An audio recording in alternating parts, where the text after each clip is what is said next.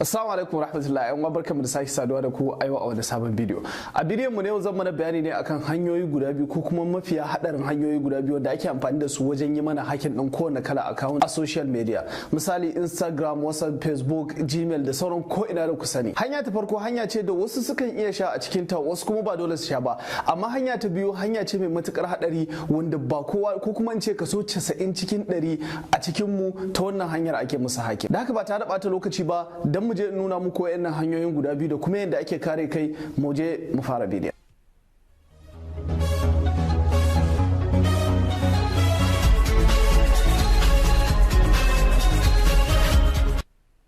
Kafin mu shiga cikin bidiyon kai tsaye, wannan bidiyon yana da matukar muhimmanci ga yan uwanmu gabaki ɗaya saboda duka cikin mu duk wanda yake amfani da social media babu wani wanda baya fama da matsala hacking, ko dai ana tamar barazana ko kuma an riga an masa sau ɗaya sau biyu. Da haka muna roƙon ku da ku like din wannan bidiyon sannan ku yi share din sa saboda ya bayyana wa yan uwa da yawa a wajen recommendation din su ma su samu su kalle shi kuma su amfana da wannan bidiyon. Hanya ta farko ita ce hanyar weak password. Abinda ake nufi da weak password shine password mai sauki wanda mutum idan ya sa shi haka suke samun damar yin hacking din Facebook ɗinsa ko kuma WhatsApp ɗinsa. Duk lokacin da password ɗinka ya kasance yana da sauki, hakan yana ba wa hackers damar su yi hacking ɗin account ɗinka da gaggawa.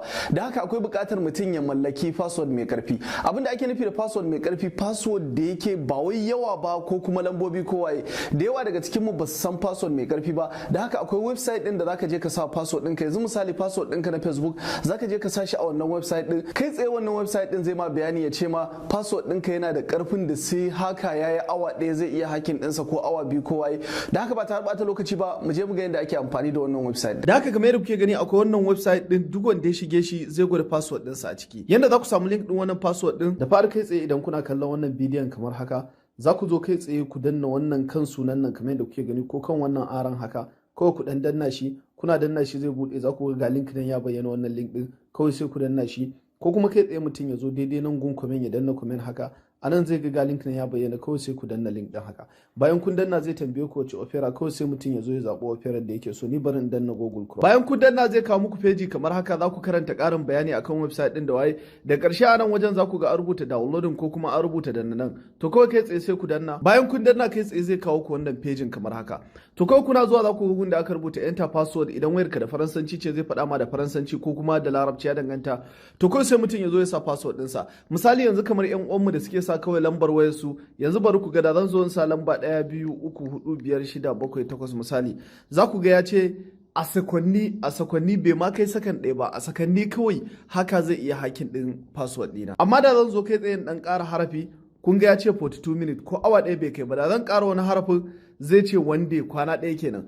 To don haka yanzu bari in sa password ɗin Facebook ɗina na asali ku gani. Kamar yadda kuke gani wannan shine password ɗin Facebook ɗina na sa shi. Kuna ga ya ce kafin haka ya yi hacking ɗin wannan password ɗin zai kai kusan shekara 12. To kun ga yanzu waye zai tsaya shekara 12 don ya hacking account. To za ku ga wannan zai ba ku dama ko kuma kwanciyar hankalin mutum ya ji cewa fa password ɗinsa yana da ƙarfi. Da haka yanzu abin da ya kamata a yi, duk wanda ya gwada password ɗinsa ya ga bai haura kwana ɗaya ko sati ɗaya ba, ya kamata ya kokari ya canja shi, ko dai ya ƙara mara harfa ko kuma ya ƙara mar lambobi ko ya ƙara mar wani abu. Alal aƙalla idan ka sashi a website din nan ya bada kamar shekara 1 ko 2 ko 3, ba ma shekara 1 ba.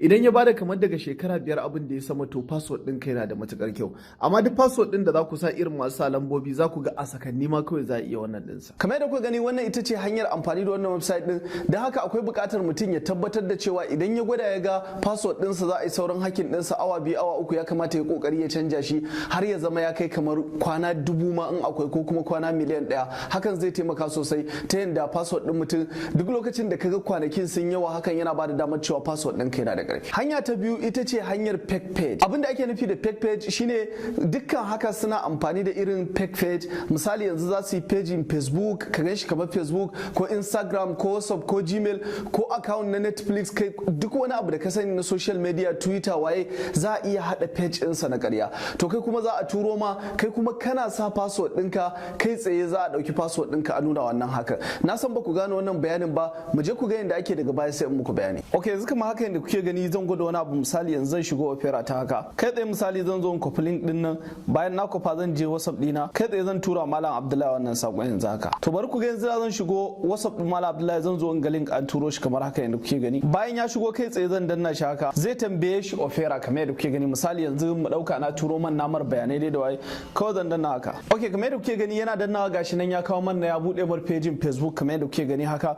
To yanzu da ya zo daga ya rubuta misali an ce tambaye shi username ɗinsa ko waye, yanzu kawai daga ya zo ya rubuta email ɗinsa haka, an tambaye shi password ya dan rubuta password ɗinsa haka, kawai yana danna login kun ga zai kawo man nan ya ce mar danna waye sai ya zata kamar shiga ne bai ba. To ni kuma yanzu kai tsaye da zan zo nan wajen misali in shiga nan a waya ta kamar yadda kuke gani cikin sauki. Kun ga yanzu kun ga email ɗinsa nan ya bayyana mun, sannan ga password ɗinsa nan da yasa ya bayyana mun, ga IP address ɗinsa nan ga komai da komai. Kamar yadda kuka gani yanzu bayan ya sa username ɗinsa da password ɗinsa kai tsaye ya bayyana mun a wayata. To ya suke amfani da wannan damar su yi hacking ɗin account ɗin mu ko na makamancin haka? Suna amfani da abin da yake trending. Misali yanzu mu ɗauka a Najeriya daga an buɗe bangaren Empower sai su haɗa link na ƙarya su ce idan kana so ka ciki Empower ko waye ko kuma irin link ɗin da za ku ga suna yawo a WhatsApp da Instagram da waye ko ina kaga ana turo su a group sai a ce federal government za ta yi kaza ko kuma za a bada bashin kaza ko waye ba wai mun ce dukan su na ƙarya bane, amma akwai wanda zaka ga wasu suna hada su na ƙarya.